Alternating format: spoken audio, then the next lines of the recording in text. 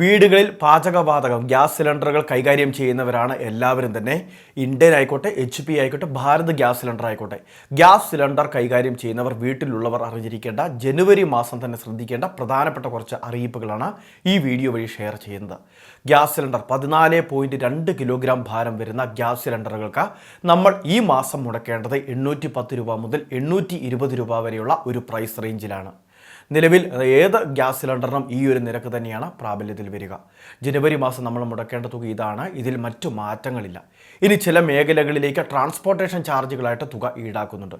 ഇനി അത് മാത്രമല്ല, ഗ്യാസ് സിലിണ്ടറുകൾ നമ്മളുടെ വീടിൻ്റെ പരിസരത്തുകൂടി വാഹനത്തിലാണ്, ഏജൻസിയുടെ വാഹനത്തിലാണ് വരുന്നത് എങ്കിൽ ഗ്യാസിൻ്റെ അളവിലോ അല്ലെങ്കിൽ അതിലെന്തെങ്കിലും നമുക്ക് സംശയങ്ങളുണ്ടെങ്കിൽ ഇതിൻ്റെ വിതരണ വാഹനത്തിൽ തന്നെ കൃത്യമായിട്ട് ഒരു വെയിങ് മെഷീൻ കാണും.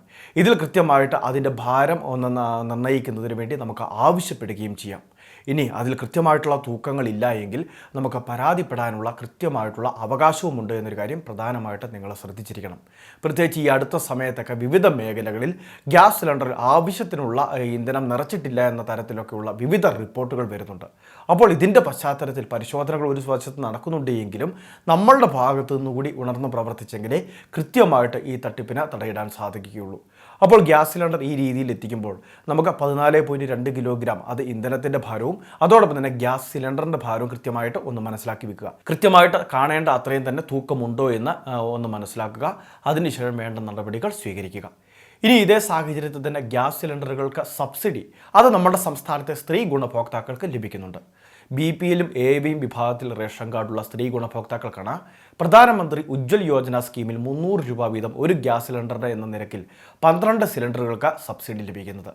ഈ പദ്ധതി 2025 ദീർഘിപ്പിക്കുമോ എന്ന കാര്യങ്ങളിൽ ഈ ഫെബ്രുവരി മാസത്തെ യൂണിയൻ ബഡ്ജറ്റിൽ നിർണായക അറിയിപ്പുകളുണ്ടാകും.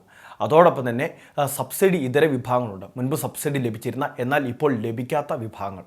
അപ്പോൾ അങ്ങനെയുള്ളവർക്കെല്ലാം സബ്സിഡി പുനഃസ്ഥാപിച്ചേക്കുമോ എന്ന കാര്യങ്ങളിൽ ഉൾപ്പെടെ ഈ ഫെബ്രുവരി മാസം ആദ്യം നടക്കുന്ന യൂണിയൻ ബഡ്ജറ്റിൽ കൃത്യമായിട്ട് അറിയിപ്പുകൾ ഉണ്ടാകും. ഈ സബ്സിഡി ഇനി നമുക്ക് തുടർന്ന് ലഭിക്കണമെങ്കിലും ഗ്യാസ് സിലിണ്ടറുമായി ബന്ധപ്പെട്ട റീഫിൽ ഉൾപ്പെടെയുള്ള കാര്യങ്ങൾ ഫെബ്രുവരിയിലോ മാർച്ചിലോ എല്ലാ മാസങ്ങളിലും നമുക്ക് ഗ്യാസ് സിലിണ്ടർ ആവശ്യമാണ് എങ്കിൽ ഇന്ധനം തീരുമ്പോൾ തന്നെ നമ്മൾ റീഫിൽ ചെയ്യാറുണ്ട്. അപ്പോൾ ഇനിയെല്ലാം ഇത് ലഭിക്കണമെങ്കിൽ നമ്മൾ ഇലക്ട്രോണിക് KYC ചെയ്തിരിക്കണം. ഗ്യാസ് സിലിണ്ടറുമായി ബന്ധപ്പെട്ട എന്ത് സേവനങ്ങൾക്കും ഇലക്ട്രോണിക് KYC നിർബന്ധമാക്കിയിട്ടുണ്ട്. അതായത് ഇതൊരു മസ്റ്ററിംഗ് സംവിധാനമാണ്.